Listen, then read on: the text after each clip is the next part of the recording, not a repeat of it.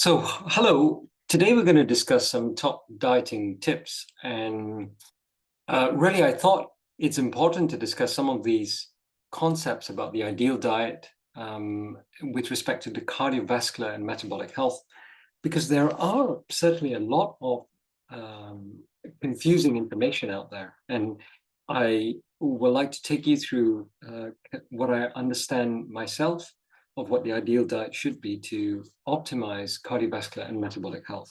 So let's start with a bit of a story. And the story starts from the 1950s when Ansel Keys published his 7-nation study.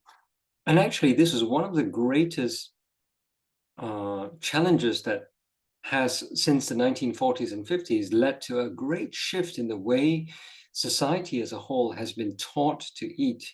And this great food pyramid from the 1950s was developed, built, and then pushed forward by many national societies, including the US FDA.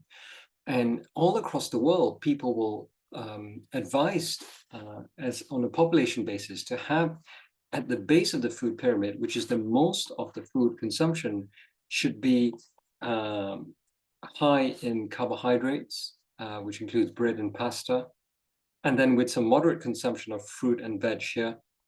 And then meats and fats were entirely vilified at the point at which even the FDA was approval of cereal boxes containing cereals laden with sugar as heart healthy. So that green tick that we used to see on cereal boxes to say this is a heart healthy food or a food group was purely because that the manufacturers of this food could remove fats entirely.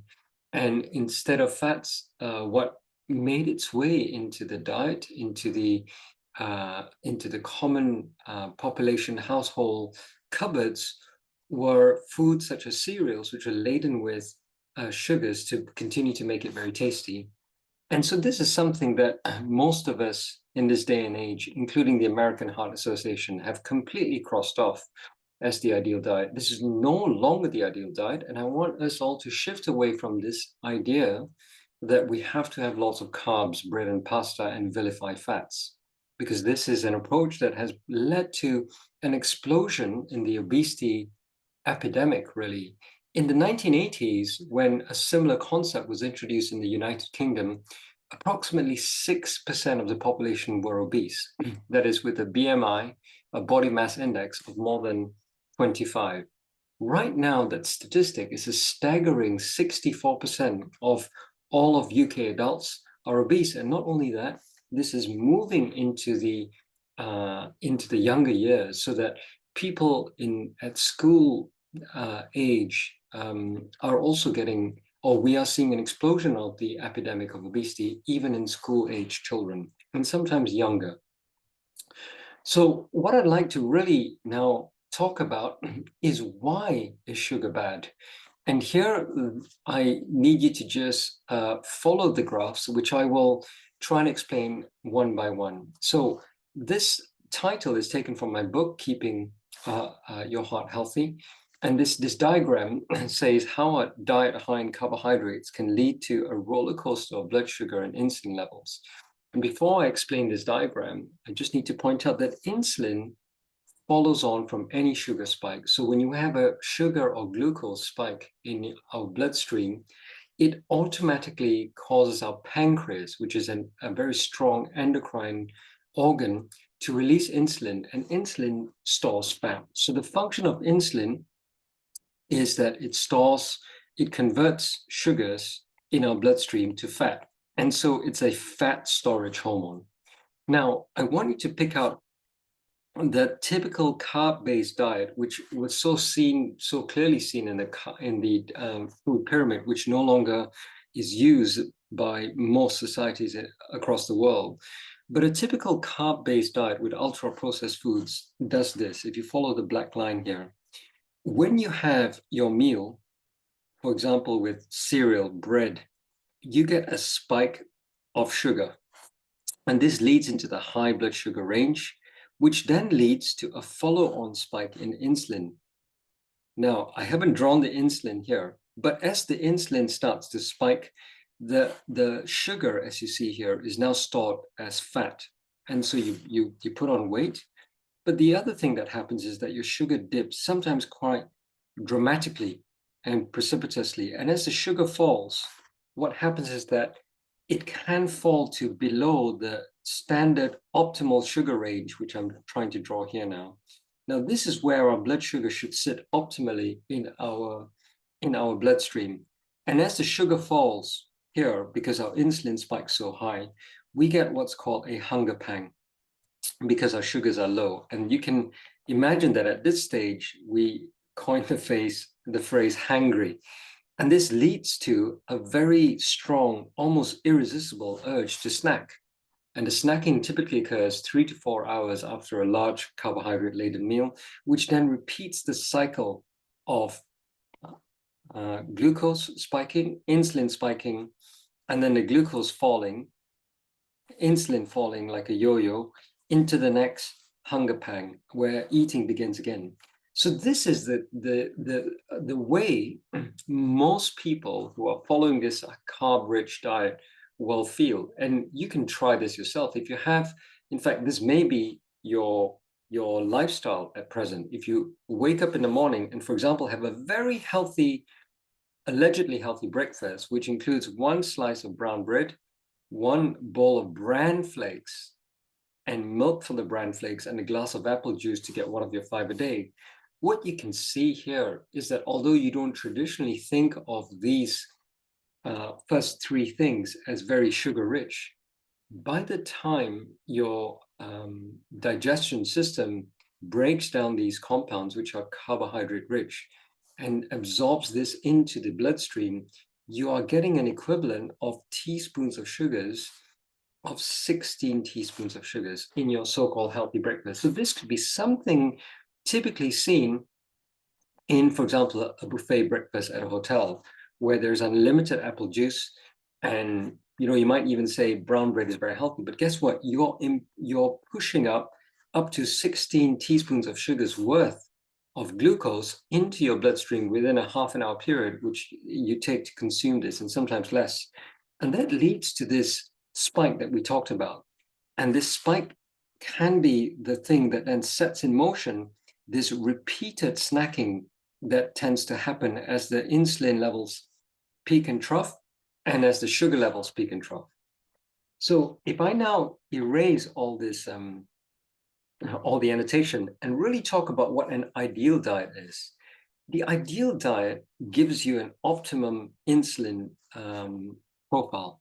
And here we talk about a low GI diet, which means that the foods that you consume are not necessarily going to lead to a large spike in sugar. And typically these are more fat-rich foods or protein or vegetables, which do not have a very high, what's called glycemic index. The glycemic index is how readily and rapidly your sugar content pushes into the bloodstream. And so the higher the glycemic index, the worse and the more spiky your sugar spikes become.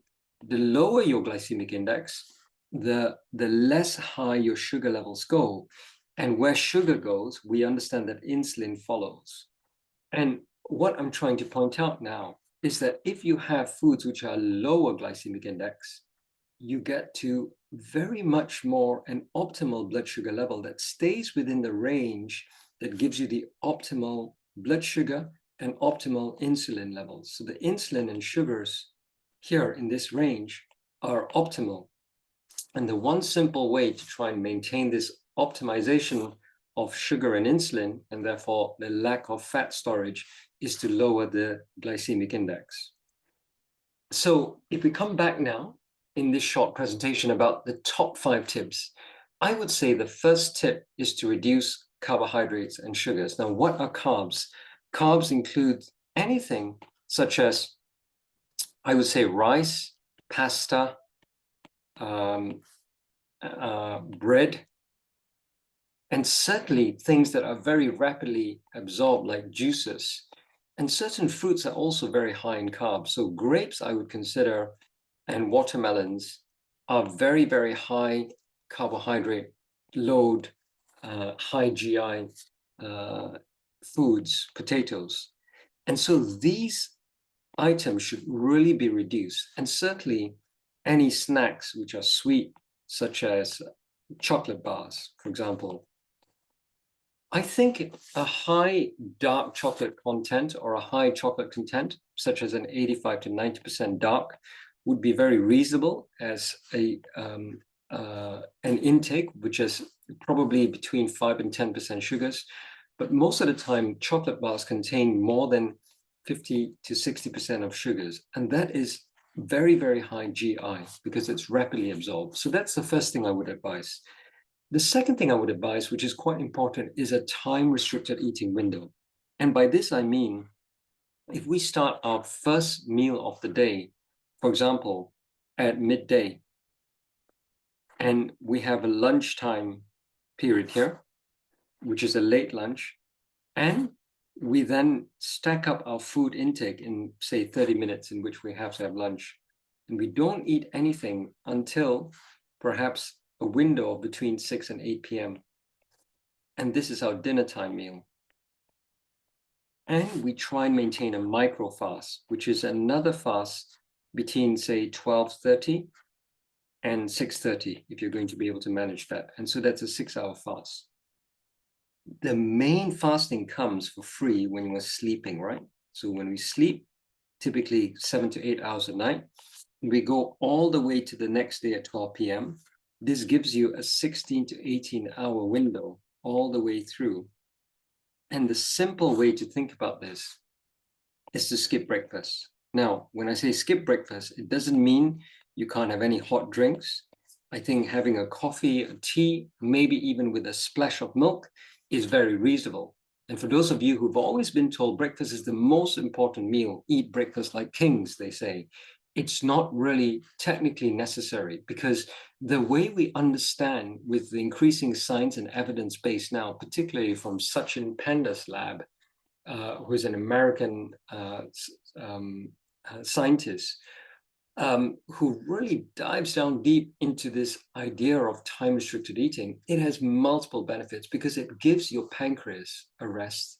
It gives your body the ability to go into a little bit of what's called ketosis. And ketosis is not necessarily a bad thing.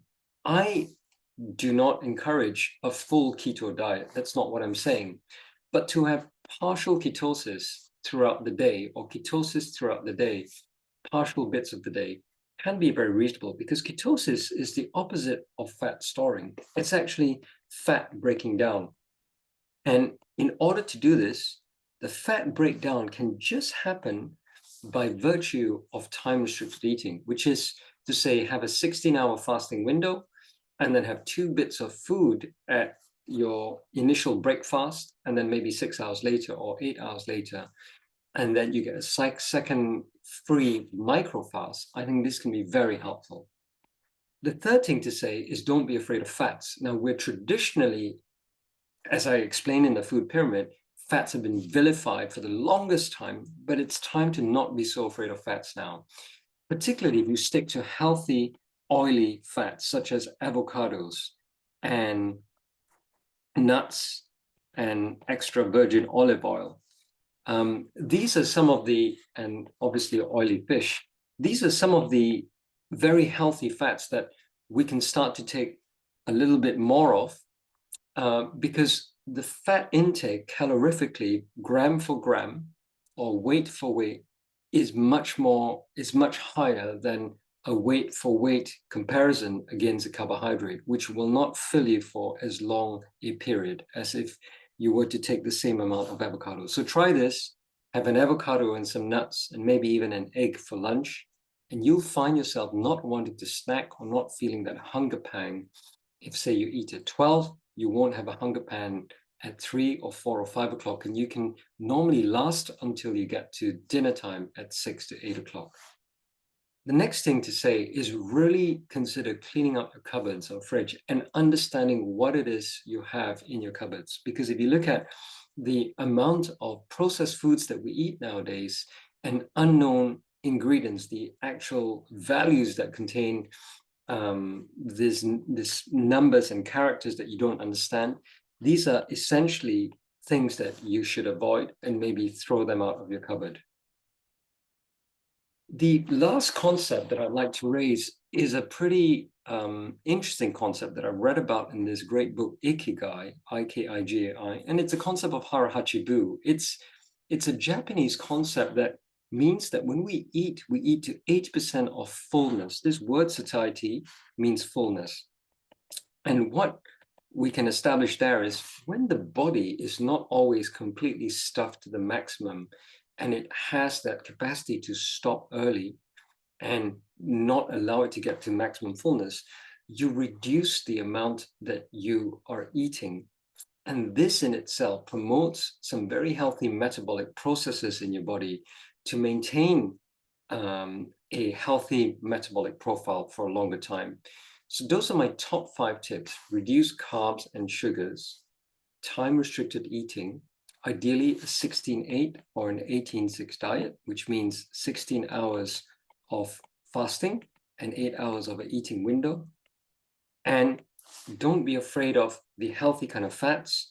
Clean out the cupboards and the fridge of all the processed foods and ingredients you don't fully understand. And lastly, reset your fullness to 80% of satiety or fullness. Now, the other thing I would say is enjoy your foods. You don't have to necessarily have an awful time by sticking to this very simple top five principles of dieting. You can still make eating an incredibly helpful experience, or one experience that you do enjoy, because you're going to be piling your plate with foods that you can still enjoy, even if it's a low carbohydrate foods with low sugar, because you're going to be able to still have a very healthy profile of eating with a combination of things that you know would be good at promoting your metabolic and cardiovascular health overall. So with that, I wish you all the best.